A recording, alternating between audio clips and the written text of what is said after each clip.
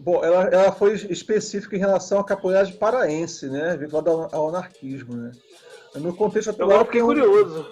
Ah, legal, que bom que ficou curioso, né?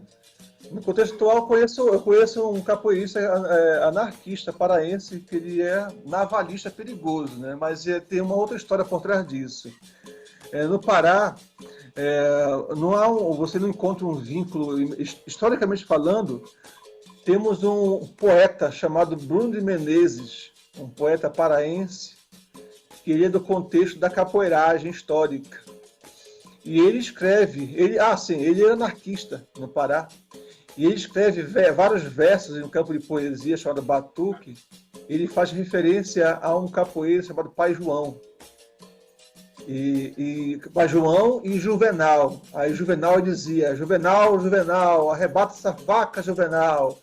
Ele fazia referência ao jogo, a navalha comendo, a rasteira passando e assim vai. Então, é assim, historicamente, viu, Flávia, a experiência de relação entre anarquismo e capoeira passa pelo esse anarquista negro chamado Bruno Menezes, que coloca capoeira na poesia. Mas eu acho que não era isso que a senhora queria saber, né? Na capoeira, vou falar de capoeira, da relação de capoeira e anarquismo. Há algum tempo atrás, um intelectual chamado Roberto Freire, um intelectual, inclusive anarquista, ele encontrou e acompanhou o mestre Pastinha e achava fabulosa a dinâmica do corpo do mestre Pastinha e entendeu que essa dinâmica era libertadora. E esse intelectual, acho que ele era não sei se era psicólogo, psiquiatra, algo assim, nessa área. Ele entendeu que a capoeira tinha uma força muito grande como terapia para a libertação do corpo, daquilo que eles chamavam de couraças. O que são as couraças? São os travamentos que o modelo ocidental atribui ao corpo humano, de modo que você fica todo travado. São modelos de comportamento, tipo, não senta assim, senta assado, não sacode a bunda, mexe menos a mão, não está muito duro. Repressões ao corpo geram o que eles chamam de couraças, que é um embrutecimento do corpo onde ele fica travado.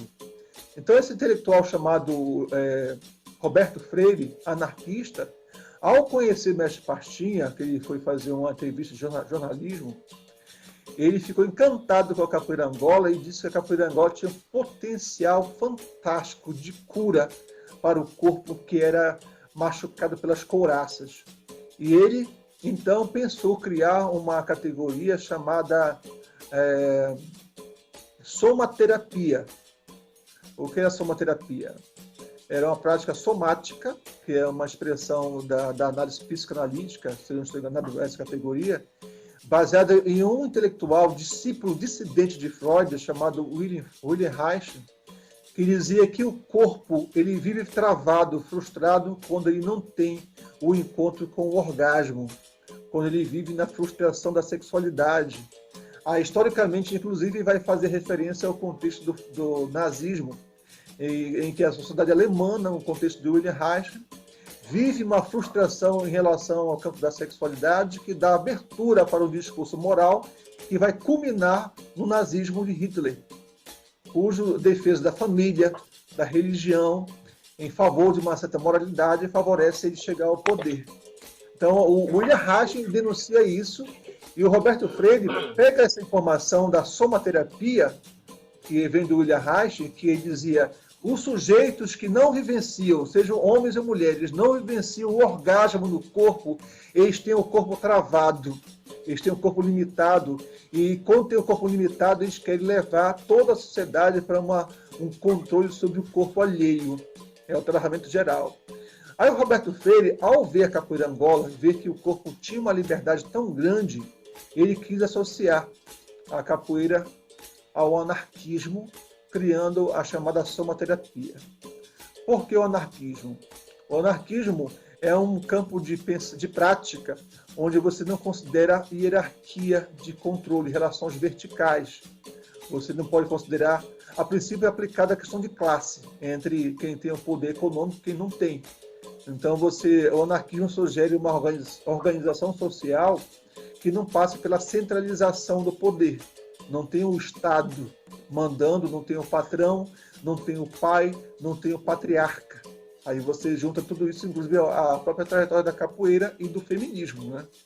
Porque você quebra o referencial centralizado, você não tem Deus, pátria, patrão, patriarca, pai, figuras masculinas que estão centralizando o poder nas várias relações múltiplas. Então, o anarquismo sugere uma organização da sociedade pautada na ajuda mútua, que é a solidariedade, na organização coletiva ou em federação, quando ela é mais ampla, e na ação direta, fazer sem esperar ser mandado. Isso dá uma base muito próxima, direta, ao que o Roberto Freire chamava de somaterapia. Só que, claro, ele, na compreensão, juntou anarquismo com capoeira Angola e criou a somaterapia e gerou uma confusão, porque vários terapeutas somáticos entendiam que dominavam a capoeira Angola de modo suficiente, sem precisar de formação com mestres. Aí deu uma confusão e, com o tempo, assim, perdeu o mérito, justamente por essa falha. Porque as duas práticas em si são fundamentais. A capoeira Angola, na sua identificação do corpo, né, tal como a capoeira em geral, e o anarquismo, em relação ao rompimento com laços de servidão. Então, essa dimensão é bem ampla e falaria a noite toda se eu fosse desviar tanto do assunto. Mas não sei se era por aí que a Flávia queria saber, mas é um pouco do link da argumentação. Só um instantinho, mestre. Por não. Que aula, hein? Que aula.